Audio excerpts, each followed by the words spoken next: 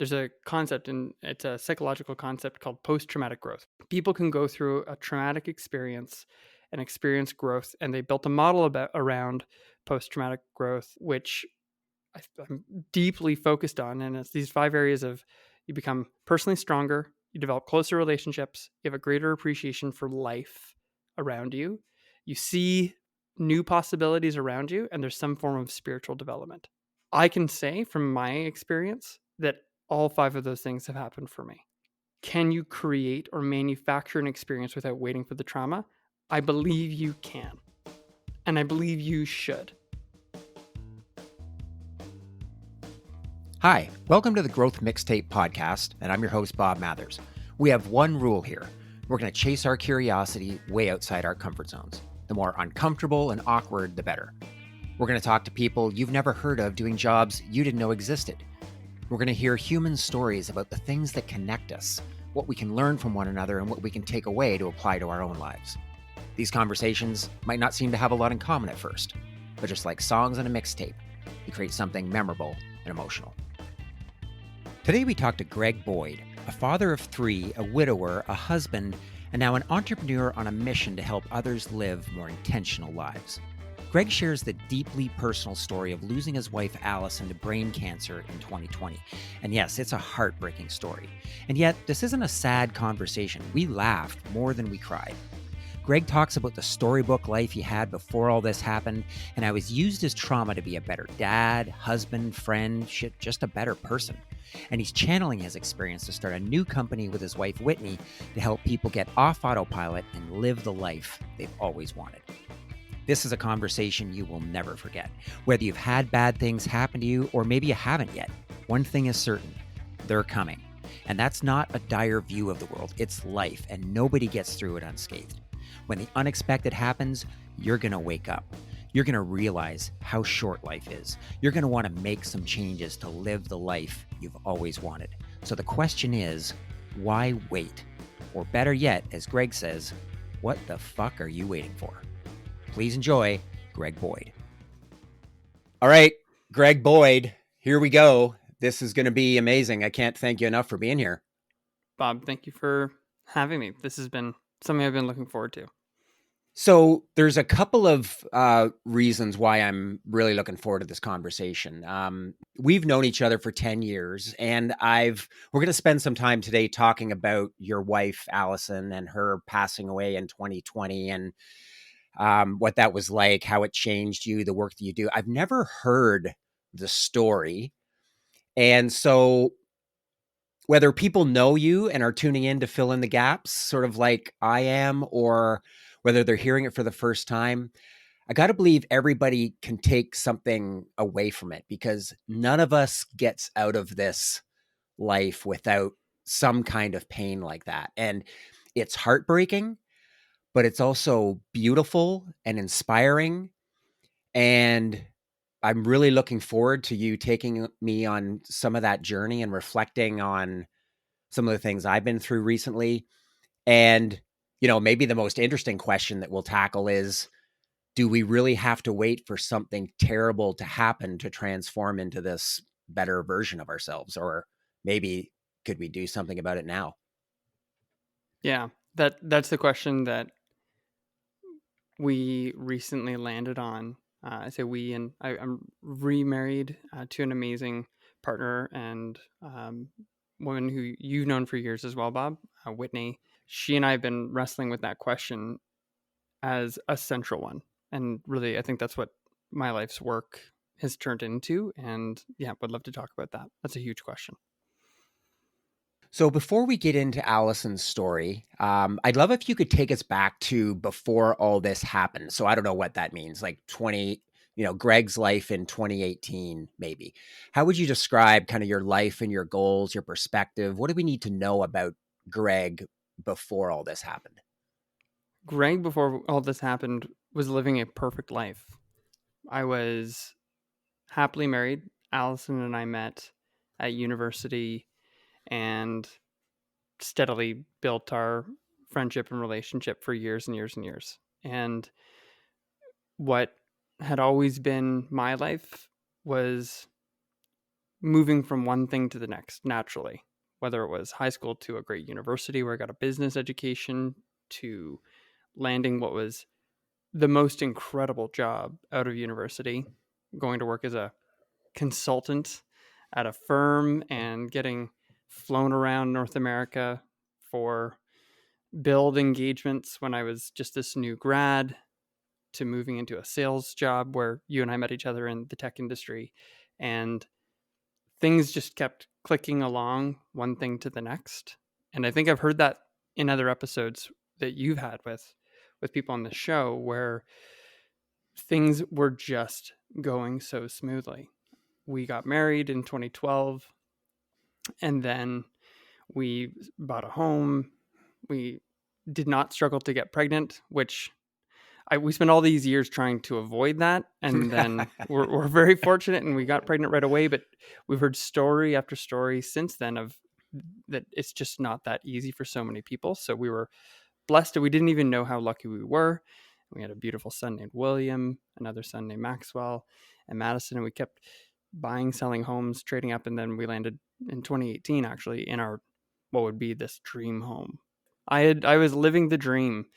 But that Talking Heads song, I think if you were to ask me kind of the internal conversation that was happening, I think I was asking a little bit, if I was really reflective on it, how did I get here? Like the Talking Heads song, like, this is not my beautiful house, this is not my beautiful wife, because it just felt a little bit like things had gone so smoothly, and I thought that I would be happy when I landed there in 2018, but I it's not that I wasn't happy. It's just I didn't feel like this was it. It felt a little bit like, really? Okay, well, what's next? I've done all the things, but it just didn't feel like I thought it should. Yeah, you're right. That is that's certainly how I would describe a lot of my life, even up to, maybe a couple of years ago. Right. It's such a common thing. And I never really spent much time thinking about whether this is something I really wanted to do. It just really did seem kind of easy, at least in retrospect. To not be grateful for all of those things happening seems like you must be an asshole. Yeah. I don't think I even recognized the privilege that I had as a white male too. And I think you and I share that quality. And at the time, it felt like there wasn't a spot for me to say and have an honest conversation, really, to say, so what's going on here? Because even with Alison, I mean, we were just in the hustle bustle of life, 3 young kids and under 5. And so I think I've come to look at that as this idea of autopilot. You're just kind of going from day to day and doing life as best you know how. But there's something really, I think, strange about how that feeling can creep in and just live in the back of your mind. Like, what is going on here? Like, what is actually going on? So at some point, I guess in 2019 or early 2020, all of that changes. So you can walk us through how that story starts? So we had William in 2015, Maxwell in 2016, and then Madison in 2018. So this may not go over well, but a friend had joked, my wife was fertile as a compost pile. I'll use that here. I mean, we were very fortunate and very blessed. And again, we didn't recognize how privileged and blessed we were, but it was true. We just had one kid after another. And so Alison was perpetually on maternity leave. And come the end of 2019, she had returned to work and she was in a demanding role at an amazing nonprofit organization and was leading this community development strategy for our region. How do we take newcomers and transition them into society so that they don't go down this other path, which is a high risk path? And so incredibly important work. And she had just pivoted so quickly from effectively stay-at-home parenting to full-time work. We were just running 150 miles an hour. And I think some distance had grown between us. So we ended 2019, came into 2020 and said, with this renewed sense of commitment, let's do this year well together. Let's do 2020 well together. Let's commit to spending time one-on-one and with each other and with each of the kids, because this time's just going to go so fast. But as you alluded to right from the start, we just never got that chance. Through January of 2020, Alison started to experience terrible headaches. And for years, she had been a bad sleeper, struggling with insomnia through just the whole time that I'd known her. And then the back to work, the strain of young kids, we thought maybe these terrible headaches were just stress. And so she would sleep a little more on the weekends, which would be terribly frustrating to me. We'd put off visits with friends just so that she would have time to rest. And by the end of the month of January, it got more concerning because her vision started to blur. And so went and saw an optometrist. We have a good family friend that's an optometrist. And they said, no, her eyes are fine. So there's got to be something else going on. So that was a little bit disconcerting as well. And then coming into February, the family day weekend, we had a trip planned to go away together and visit her grandfather in Ottawa. And on the Friday, she woke up and the headaches were too intense for us to go. And instead of taking the kids out of school and daycare, we sent them in. She went to the hospital. They did a scan just to see if there's anything going on. They didn't find anything, but they gave her some, I think, horse tranquilizer type steroid, whatever, just to calm her head down, and booked her in for an MRI on what would be the Tuesday early in the morning. So Monday night, Tuesday morning. And what came from that MRI was just a few hours later getting a phone call. We got to come in and see the doctor, and found out that she had a growth on the base of her brain. And likely what was causing all the pain was swelling that was happening because the tumor had grown and was blocking fluid from draining from her brain. I learned about this idea that our brains are circulating fluid all the time. I didn't really know that, but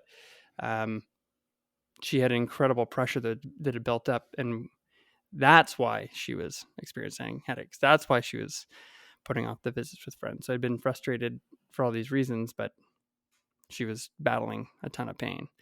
And we found out later that week that it was in fact cancer.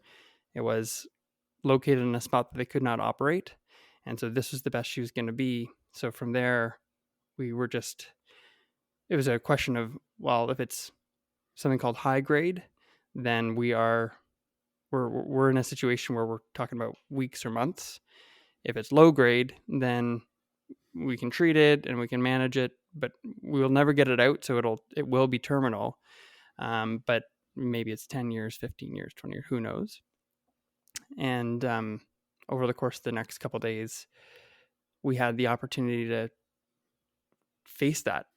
Like what a punch in the face. Like I'm saying it kind of practically now, and I'm kind of even surprising myself. Like, you have brain cancer and you're going to die. This is as good as it's going to get for you, was the news we were given. And we both treated it quite practically. It was, okay, well, how do we deal with that? Let's probably best case, a few years, and we'll figure this out. But we started making plans for what would be the best case and what would be the worst case, and mapping it all out. Yeah, I've got to believe I don't know. I mean, just your instinct is like, okay, here's a problem. We're going to break it down. We're going to start planning. And it's a survival mechanism, and it's a way for us to feel like we're trying to take back some control over this thing that we have virtually no control over. So getting the news and how it affected Alison right away, it just didn't seem real. It's kind of, I think, with your experience with your son, like an out-of-body experience. You're seeing something happening and it's kind of, you're hovering above it. And I've heard people describe those experiences before, whether it's a personal near-death experience or just something terrible. You just sort of like float back and you're watching yourself. It didn't happen for me right away, but it certainly did for Alison. She just was shaken by that. I remember her physically shaking at that news, but it did transition really quickly to, okay, well, let's plan for the worst and hope for the best, right? So what does the next few weeks look like? What does this look like? And just mapping things out. And I got onto an email thread with who would be our key people that we would share updates with, and just very pragmatic in going along.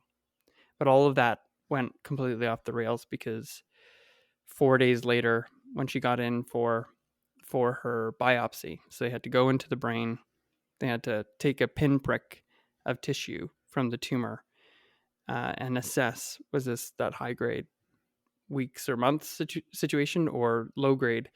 And that pinprick did two things.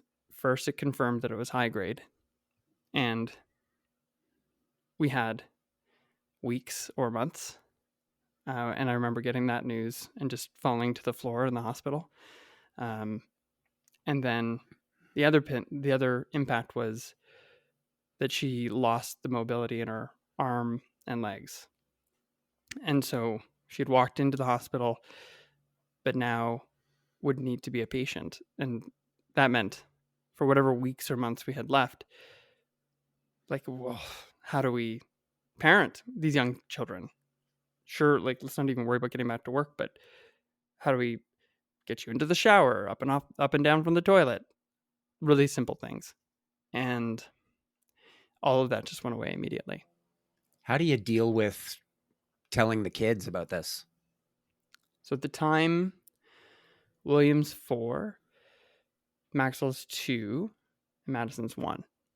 So they saw Alison go into the hospital and didn't perceive that there was anything wrong. And then when the procedure was done, William came in to see her and had to push her in a wheelchair. And he looked at her like he didn't even know who she was. And I think that broke her heart. It just certainly broke mine. But he just looked at her and said, "Nah, I don't know. I don't know about this. You're not who I thought you were." Yeah. What happened to Mom?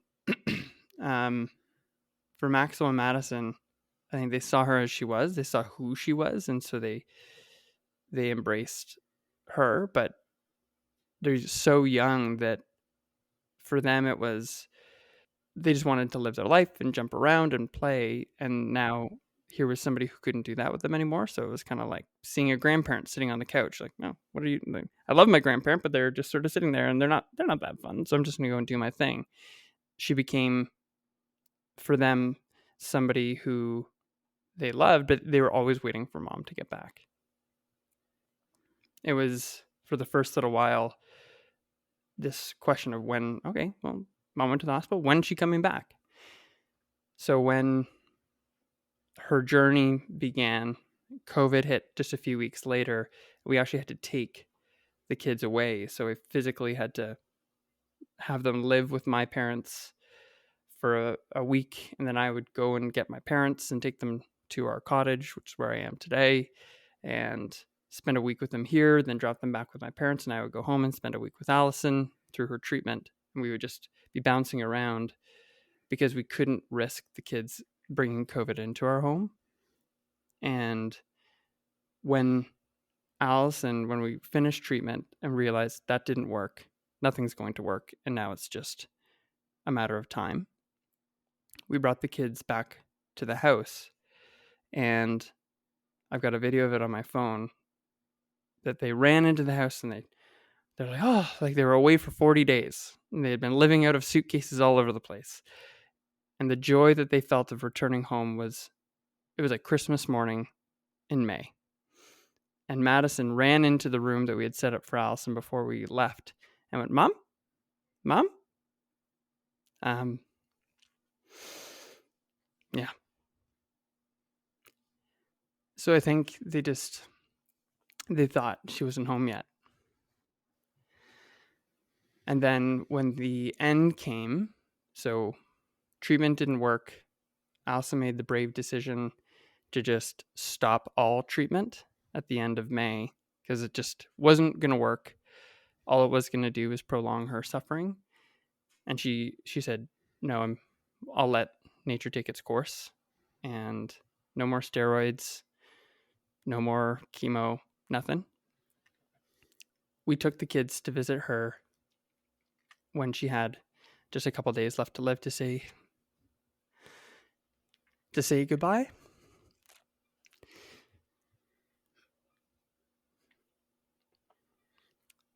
And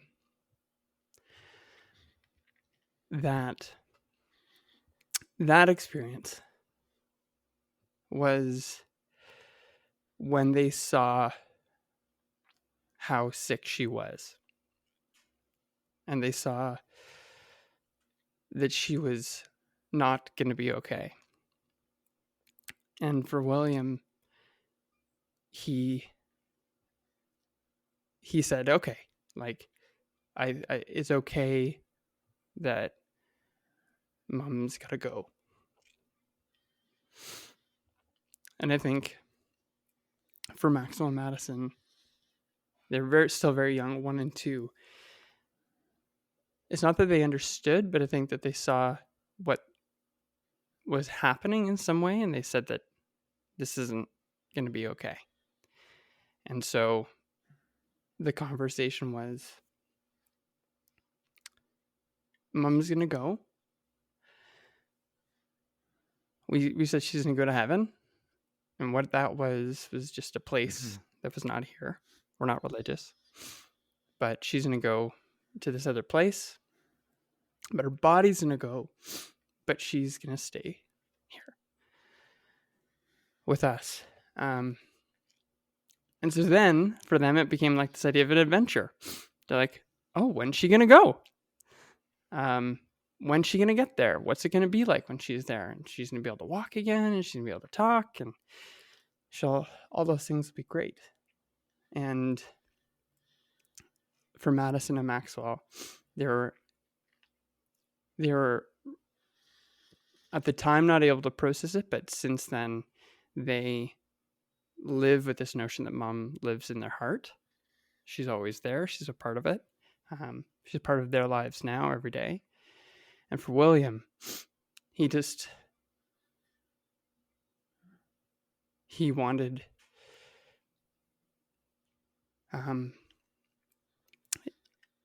he was such an intuitive kid then, and still is now. He just wanted her to be safe.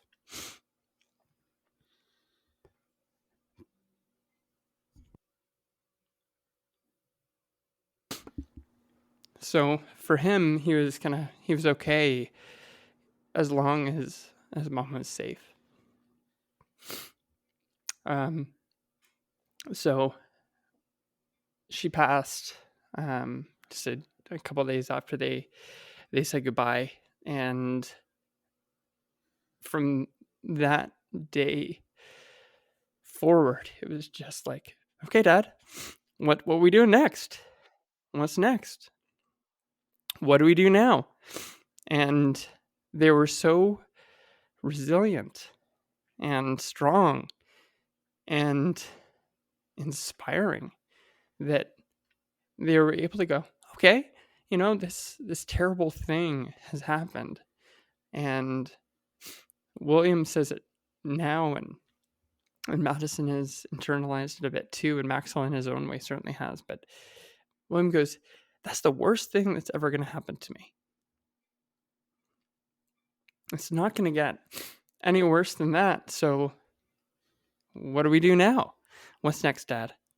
What are we doing? And the next day we went for a hike, and we got this picture of just smiles in our faces. And they were just here for it, here to keep moving forward, carry mom with them in their heart all the time, but super game for saying, okay, Dad, what's next? Where do we go from here? Yeah, there's so much about that that's so inspiring. Like having 3 kids that age and seeing how they experience that and what they take away from it differently, and how resilient they are. Coming back to your Alison being as fertile as a compost pile, like it's almost like, it's the universe's way of saying, okay, you got a short time here. We're going to give you the gift of these 3 kids because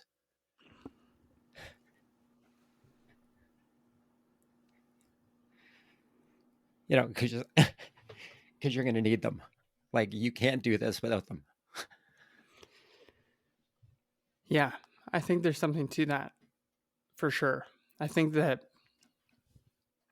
part of that question at the beginning, like, who are you in 2018, and what was life like in 2018? Like, I never, I don't think, I don't know how many people who have life going along, moving so steadily forward, how many of them go, yeah, I want 3 kids and a house here and a job here. I don't know that people have that clarity of a vision for themselves. I certainly didn't. I didn't want any number of, I don't know how many kids I wanted, Right. but here I was with 3 kids. And when Alison finished her treatment and knew that the end was going to hit and there wasn't hope for her to walk again and make dinner for the kids again and do any of those things, she said, she just said, how are you going to do this? And then she asked, as best she could, because it took her a long time to say anything at that point, but who are you going to do it with? And she meant, Greg, I know you can't do this alone. And those kids are going to need you. And so I think, to your point, I became, my context shifted from maybe being this passenger in my life to, okay, I got to take this thing by the horns. Alison's kind of given me this sort of question, like, how are you going to do this and who are you going to do it with? And it's up to me to figure out where I go from here. It doesn't mean I have to do it alone. And certainly through that time, even with COVID hitting and people had to retreat to their homes and to their bubbles and all that crazy shit we dealt with, there were people that just leaned in and stepped in and helped. And I lost so many friends through that time. People that through their grief couldn't understand how to reach out or help. And still to this day, I get message from time to time of, I just didn't know what to say. I didn't know how to help. And they did nothing in place of that. Or maybe they did the wrong thing because they were just trying to handle their own grief. I don't hold anything against anyone for that, but I saw who my real friends were through that time. And people who have re-entered my life now, and they're just so, like you, Bob, are so genuine in saying, like, what was that like? Meeting me now where I am and accepting me for who I am because I've changed into a different person. And you knew me then, but not as well. And now you and some other people kind of go, we like this new Greg. And we like this new version that you've turned into. And I think that having the kids as the anchor for what's right for them is the thing that's going to keep me going from one step to the next, is what got me through that. So a couple of things I wanted to ask about. So you wrote a really powerful memoir about this period. I think it really only covers about the 5 months between her diagnosis and her passing away and the days shortly after. It's, really powerful. I haven't gone through it in detail, and it feels like something that deserves my full attention, but I did pick out a few things about it. And when you were talking about,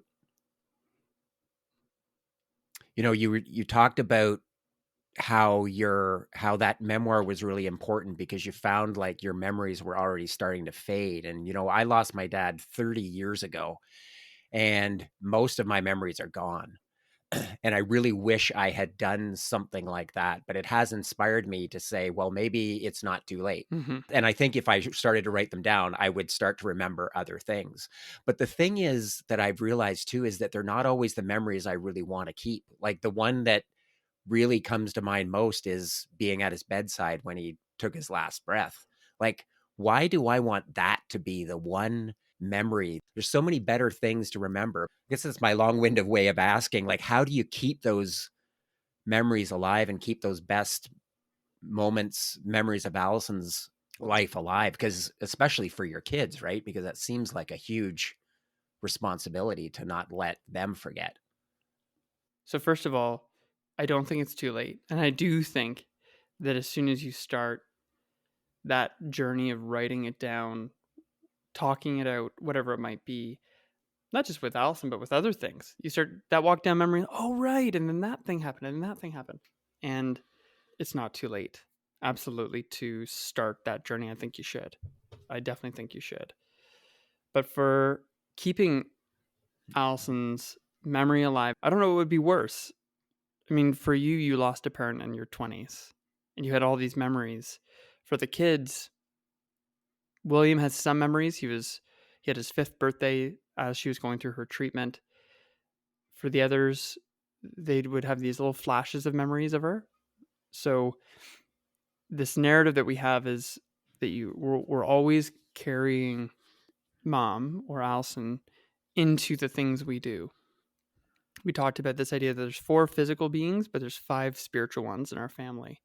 And so wherever we go, there's a piece of her that's a part of that. So we're creating these new memories together.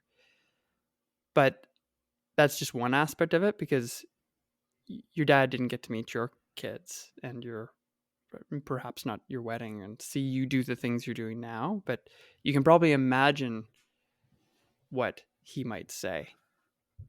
I suspect you could, and I think I've tried to instill that in the kids, and Whitney has as well. This idea of like, what? She'd be so proud of you now. And the people who are around us who remember Alison do that as well. The other thing, though, is just pictures. Mm-hmm.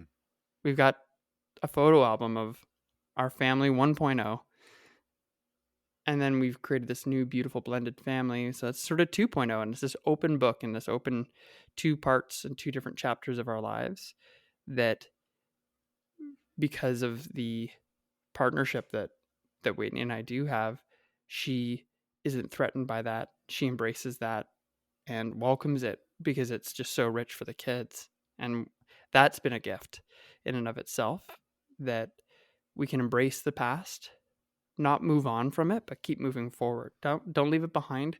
You kind of carry it with you and create new memories as you keep moving forward in life. I think it takes a lot to be okay carrying grief with you, because I think it's easier to just shut it out. But grief doesn't go away. It's kind of like this. It's like shame in a way, I think, that if you don't address that thing, it'll just fester and grow in the back. But if you can confront it and know that it won't ever go away, but have it become just a thing you recognize, oh, there's that grief wave hitting again, and you come to terms with that and just accept it, then you're much better suited to keep moving forward with it. I think 2 things helped me to do that. The kids, there's just no option, but also counseling. Counseling's so important. And I think that I was always open to it, but I'd never done it. And then this was a reason to start. And it's something now that I do a couple times a year, even when I'm feeling good. And the kids do as well, just to normalize it so that they always see that as a thing that they have in their lives. Hey, it's Bob, and I'm taking the Growth Mixtape on the road in a series of keynote speeches inspired by the stories of my amazing guests. At their core, these signature talks are about how to get you and your teams off autopilot and stop settling for small incremental improvements. This isn't going to come from spewing business advice. My podcast is full of people that have done incredible things, and every one of them struggles with self-doubt, imposter syndrome, and the crippling fear of judgment that holds so many of us back. They've also found ways through it by rediscovering their creativity, their curiosity, and the confidence to do scary things. Imagine the power of bringing these vulnerable stories to life, live and on stage, to help you and your teams hit your targets, find your voice, and be the rock stars you are. Book me for your next event at bobmathers.ca. Now back to the show. So I want to talk about sort of the growth that's happened as a result of all of this, but you've alluded to Whitney, and she feels like an important part of this story that we haven't really introduced yet. So where does she come into the picture, and how do you integrate a new person into your life when your kids have just lost their mother? That is a big question. Yeah, I had a feeling it might be. Whitney and I have known each other for years. We had this friendship that formed, and you actually introduced me to her years and years and years ago, just through professional networks and connections. And there was a friendship there. She came in and joined the team at the company I was working at, and so we actually worked together. And then through the diagnosis and then the hitting of trauma, when people didn't know what to do, well, nobody knows what to do ever, but her instinct was to lean in and support. And it was just this outpouring of love, just whatever it might be and whatever it might take to support us through that journey. So it wasn't heavy handed, there wasn't a lot of it, but there was just this really open desire to be supportive and help. And what's interesting about that transition from one chapter of life to another was that it was COVID, and you kind of were in a bubble or not in a bubble. And there wasn't really a transition from mom to Whitney. It was sort of like an evolution to people that we're gonna go on a hike with. Whitney has a son as well, and he's a young man now. He's 14, but at the time he was 8 or 9, and so it wasn't just her getting to know the kids.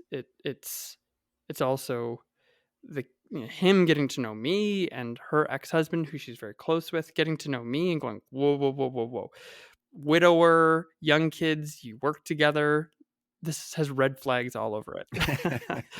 This doesn't sound like a love story from a Disney movie. Like Greg's supposed to be grieving for the rest of his life, lonely and sad. Like as a quick side trail here, it didn't occur to me until this happened that every fucking Disney movie ever made has the death of a parent in it. And I would put on a movie for the kids on a Saturday night, and then I go into the room and they're bawling. And I'm like, what's the matter? And mom died again. And I'm like, oh shit, change the movie. And it's like, dad died this time. It's like, oh, dad, are you going to die? Every movie it has, and the characteristic of these films that our society and our culture is so used to is, well, then Greg's got to stay sad. And so it's not that I wasn't sad. It wasn't that I wasn't grieving. It was that there is this real reality that there's life after this, and there's a moving forward that has to happen, and there's an intentionality to what every day brings, because it put it into acute focus that you don't know if you're going to make it to 30, 40, 50, 60, wherever you are. You just, all you've got is today. And so the transition was more of it's not like it ended when Alison died. It ended when she was diagnosed, and there were months of process. There were months where things were being processed, and then it was like a hike, and then it was, let's spend some time together. And Whitney and Alison knew each other, and they were familiar with one another. So Alison and Whitney had this history and familiarity, and so there was a respect there that Whitney took. And to give Whitney one more shout out and bit of credit, and again, if anyone hears this and is going through loss and wants to talk about how to transition a family, Whitney could give a masterclass on this. She and her husband, ex-husband, separated when their son was 18 months old, and it was always just about him. And putting your kids at the center and taking yourself out of it is a recipe for success. And so for her, it was just always about those kids. And if us having a relationship ever impacted her son or the 3 kids, it was not an option. And that made things really simple. Whitney is amazing. You're right. You alluded to sort of this new version of Greg compared to the old version. I mean, how do you describe how this has changed you? So Alison passes away. I have a bereavement leave, a few months where I'm off work, and the company I'm with was incredible at just giving me that space and time. And I decided I'm not going back. I did not have a plan. I set up a company. I'll do a bit of consulting and just figure out where things go from here. And much to my chagrin, I didn't want it, but landed in a new job. And I was in a new job working with a company, building a business with an incredible co-founding team. And we built it, and it grew and shrunk and grew and shrunk and grew. And we did what we did with the business. But I was fearless. was the first transition. I understood what really mattered, what was scary, what wasn't scary. I think I had this different view of context of, or this different context of what my life was really about, and it was about the three kids. If they were good, then I was good. And it had never been about that before. It was really about how much money I was making and what title I had. But what was interesting and what fascinated me now, because I didn't immediately become this new person, it was getting into this job, buying a house with Whitney, getting married, and going through the. Fast forward a few years, and I was back to what I was doing before. It was fucked. It was back to this. What? How did I get here? The talking heads was back again, like playing in my head. It's not that I was unhappy, but I saw myself going into these patterns with a new beautiful wife, a new blended family, but a job, and kind of feeling nervous. And I got to hit the next quarterly number. I'm like, none of this matters. And I think that's where the shift happened for me, was realizing that I had become on autopilot again, nervous again. And I thought that doesn't seem like an acceptable way to live. When Alison said, "How are you going to do this? Who are you going to do this with?" It was not about, make sure you get a good job and have a nice house. It was about, don't forget how precious life is. It was about something different. And so who I've become, I think it's, if there's one or two words that were to summarize who I've turned into now, I reflect on the resilience that I didn't know that I had. And I hadn't really been, life had been pretty easy, as we talked about. But I became focused on the fact that resilience is the number one thing that we need to instill in our kids.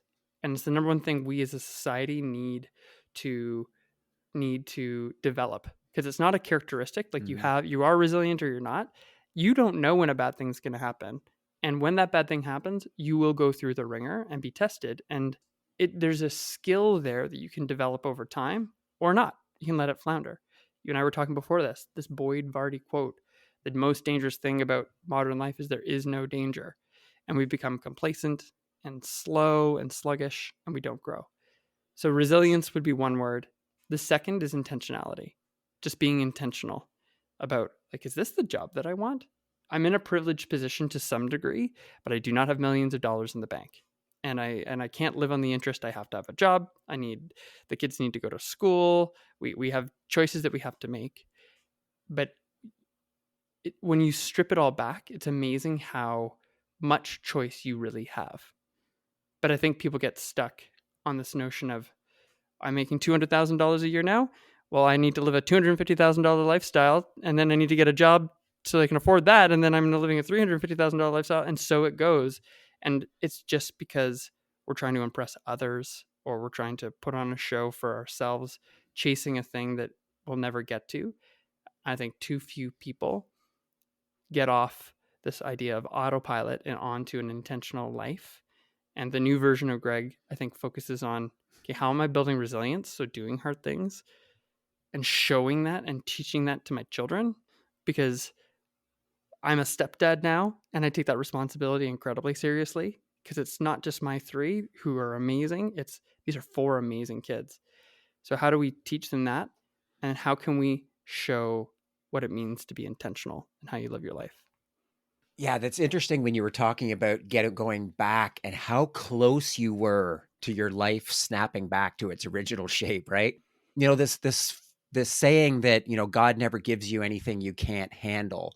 I'm not a particularly religious person either, but what I take away from that quote is that we are capable of so much more than we believe. And we will never know what we're capable of until, like you simply had no choice, which begs the question, is it possible for people that are in that comfort zone to almost manufacture some sort of sense of urgency to transform themselves without waiting for that trauma? Because that trauma is coming in some form or another, like you said. And you can either be proactive about it, or you can just wait for it to happen and then be like, yeah, I got to change my life. I've got so many days left and I want to do something more with it. You're hitting on something that's deeply important. I think it kind of brings us from that experience to what I think my life is about now. There's a concept, and it's a psychological concept called post-traumatic growth. We all know about post-traumatic stress. Post-traumatic stress is a thing that people experience, and I have a ton of empathy for that. But there's this other concept called post-traumatic growth. People can go through a traumatic experience and experience growth, and they built a model around post-traumatic growth, which I'm deeply focused on. And it's these 5 areas of: you become personally stronger, you develop closer relationships, you have a greater appreciation for life around you, you see new possibilities around you, and there's some form of spiritual development. I can say from my experience that all 5 of those things have happened for me. And so, to your question, can you create or manufacture an experience without waiting for the trauma? I believe you can. And I believe you should. Because as tough as the experience is that William, Madison, and Maxwell went through in losing their mom, they're going to have other hard shit. And it's not that they'll forget that experience, but they're going to be scared of losing a friendship or a relationship at some point in the future. And they won't go, well, losing relationships is hard, but I've been through that before. They'll be stuck just the way we all get stuck. So I think the number one thing is figuring out a way to be intentional about how you live and asking yourself the question, am I truly satisfied with the life that I have today? Or is there something that I'd like to change? And I think if we're honest with ourselves, most of us are happy to just stay on autopilot, and we're afraid to ask ourselves that question. So I think you can, but it does require somebody being willing to ask themselves that question which is, how intentional am I being about my life? And I think it's my life's work to figure out how to get more people to ask themselves that question. What do you think is the hardest part of people coming to that point and asking themselves that question? I think that 2018 Greg wanted other people to be impressed with the life that I had. That included in-laws, my own parents, and friends and community around me. And I think it's a thing that we're terrified of. I think inherently terrified of, to think about what does that actually look like for me? Is this the person that I want to be married to? Or am I just married to this person? Is this the house that I want to live in? Or is it just the house that I'm living in? Same thing with the job, same thing with the kids. And I think it's terrifying to confront the reality that you're going to die. Life is terminal. It's going to come to an end at some point. And I think when we're so used culturally to just having things be other people's responsibility, life really is your responsibility. We're not going to get through it unscathed. And when a bad thing happens, you're going to get forced to answer that question. You're better to just do that on your own terms than wait. Yeah, it does remind me of a guest we had on a while ago. She was a hospice nurse, and she wrote a book called 7 Lessons for the Living from the Dying, or something like that.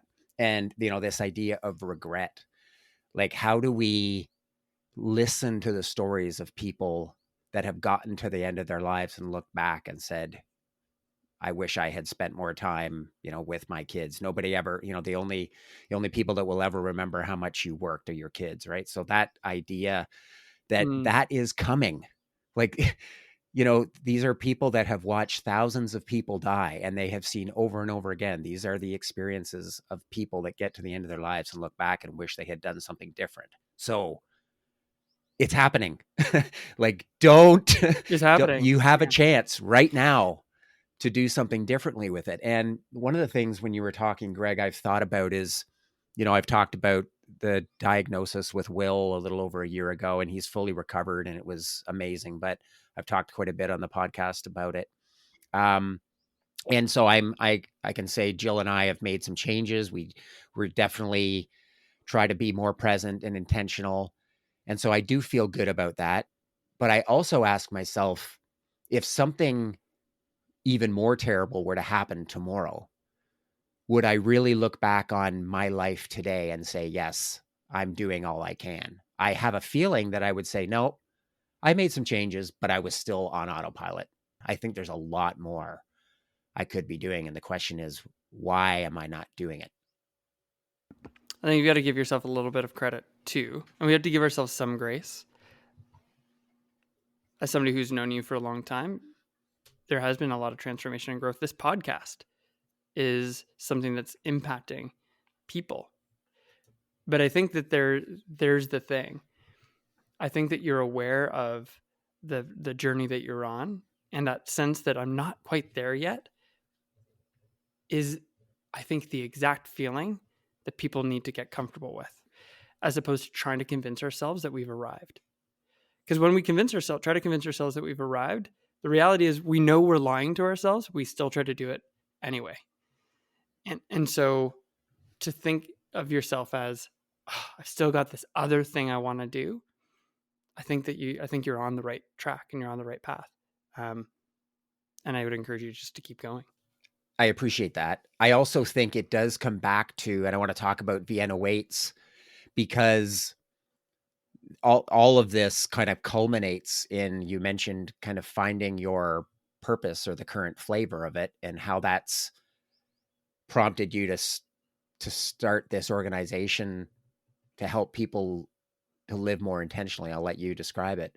Tell me about a bit about Vienna Waits. Vienna Waits started as an idea that maybe we would produce some content around this idea of being more intentional about how we live, but it turned quickly into a conversation about content isn't enough, because there's tons of content. Content isn't the problem. Action is the problem. And so Vienna Waits was co-founded by Whitney and I, and it started as this content concept, but shifted quickly into this idea that we need to help people take action to be more intentional in how they live. And so the way we started doing that was through a program, and it's called Unblock Yourself. And it's this notion of bringing forward a thing that you've been wanting to do, but you've been putting off, whether it's a little side hustle or a career change you want to make, and building the plan like you would at work and putting yourself in action to move toward it. And it's been remarkable to see how that's impacted every single person we've had go through that program beginning in January. And thank you, Bob, for being part of that journey and kind of continuing on that path with us too. People are transformed by action. And I think we get stuck on autopilot because we get confused with how to act. We have different conflicting messages about what our purpose might be. And once I figure out my purpose, then I'll take action. Action will help you find that purpose. And if you can ever even find what purpose is for you, I think that's an elusive idea, and it can change from one year to the next of what my purpose might be. But pursuing it is what it's really all about. And so this program, Unblock Yourself, is our first. And then we have a retreat that we're running, which is focused on helping people to pause. So take stock of what's happening in their lives, prioritize all the things that are most important to them, and then build a plan to pursue it and go after it, similar to that unblock process. And our mission is to reach 1 million people, help them to be more intentional in how they live. And one way or another, whether it's through conversations like this, through programming, or these retreats that we intend to run, we want to get to that 1 million people and make this idea of living intentionally something that is accepted and understood, as opposed to the exception that just a handful of people seem to get after. And I think it's all rooted in this idea of helping people to achieve post-traumatic growth without the trauma. Don't wait for that bad thing to happen to you. Let's put these practices in place to get moving toward the best possible life you can live, because it is terminal. Something's coming for you at some point or another, so you may as well get after it. I love that. And one of the things I've talked to you and Whitney about this, about that unblocked cohort that we went through, the inaugural one. I went into it. I didn't really know what to expect. I've done kind of a self-help kind of cohort thing like that. It was during COVID. I never really finished it. And yes, the program is great. There are some great tools and tricks, but man, the thing that I really took away from it was hearing the stories and the connections with the 9 other people in that group.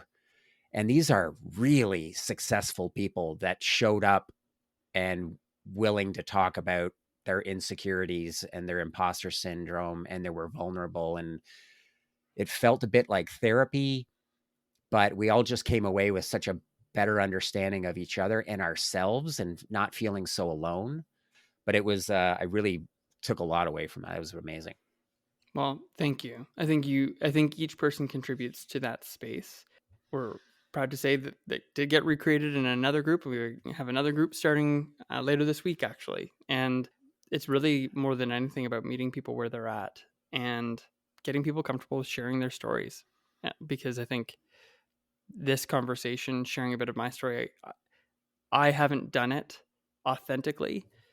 A, maybe I haven't been ready to share, but also B, I just have this sense that, well, who wants to hear my story? And it turns out that by stepping in and sharing, and I think it was Whitney who shared her story a little bit at the beginning of our group, that's what people need is authenticity. What is this really about? I'm not doing this to make millions of dollars and buy a yacht. I'm doing this because I fundamentally believe that everyone has the power to change the trajectory of their lives. And the reason I believe that is because it happened to me. And I'm just so deeply passionate about helping people to make that change happen for themselves instead of waiting for it to happen to them. But that all sounds well and good until you understand the story. And I think everyone has a story like that. Why are you here, Bob? Why do you want to get unblocked? All those people have a story. And once you understand that, it gets so much clearer how we can all do incredible things in our lives to show up for one another. Well, I love that, Greg. I've got one last question before that, kind of a reflection. So it's interesting when I look back on you and I met maybe 10 years or so ago. We were working together on a big client at a tech company. You know, we went our separate ways and we stayed connected. And I was always a little bit jealous of the path that you were on. You worked at this amazing company with this amazing leader and you built this amazing team. And I guess it was 2020, a mutual friend of ours was trying to put together a panel of CS experts. And so we were going to be on this panel together. And then I got a note from her saying, "Oh, the panel's off. Greg can't make it."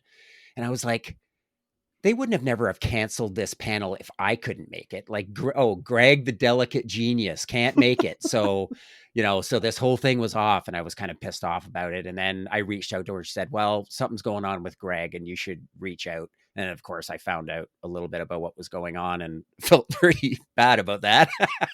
but, when you talk about the friends that showed up for you and the ones that didn't, I definitely was in that camp. Like, I didn't know what to say. It was, I wish I had done more, but I can't tell you how grateful I am that we've kind of come back together. And I think we've both changed. I don't think the old Greg would have liked the new Bob, and the new Bob might not have, gotten away or whatever, vice versa. But I'm just so incredibly grateful for coming back together. And this conversation has just been one I will never forget. Bob, thank you for. I actually think I think I remember this panel. I think I didn't know where you were going with that. Bob, thank you. And I think that it's never too late to, whether it's reminding yourself some of those stories about your dad or to rebuild those relationships. I think new Greg and new Bob are going to get along just fine. I think you're right. I love that. So one last question. It's my new favorite question I stole from Tim Ferriss, who I think you're a fan of as well. Mm-hmm. The billboard question. If you had a giant billboard that 1 million people would see, you could put anything on it, a picture, a meme, a quote, whatever it could be, and you could put it out to the world, what would yours say? So I was back and forth on this one, but I think it comes down to this. It's what the fuck are you waiting for? I think it's punchy. I think people would see that and go, what is this an ad for right now? But I think I would want that for myself. I would want to see that every day. And I think it would be the thing that would have people go, "Oh, what am I waiting for?" And it would force it to the front of their minds, that thing that we're carrying around that we're just not doing. You're going to die. So what the fuck are you waiting for? That's what I would want to put up there. I think that's a mic drop. I can't think of a better way to end this conversation. And honestly, the hardest part of the post-production part of this podcast is coming up with a title for every Mm, episode that's kind of punchy and draws people in. What the fuck are you waiting for? Is perfect. I can't wait to put this out and with that title. Bob, I can't wait to share it, listen to it back, and continue to just listen to each episode that you do. I love who you're bringing onto the show. I'm very humbled that I get to be a part of it, and I just look forward to being part of New Bob's future. Thank you so much, Greg, for this. I can't thank you enough. This has been great. Thanks, Bob. The Growth Mixtape podcast with Bob Mathers is produced by Bespoke Projects. Music by Je-m'appelle Walter Cronkite. If you enjoyed this episode, please take a moment to follow and rate us. When you do this, it helps to raise our podcast profile so that more people can find us. If you want to connect, you can find me on LinkedIn using the link in the show notes.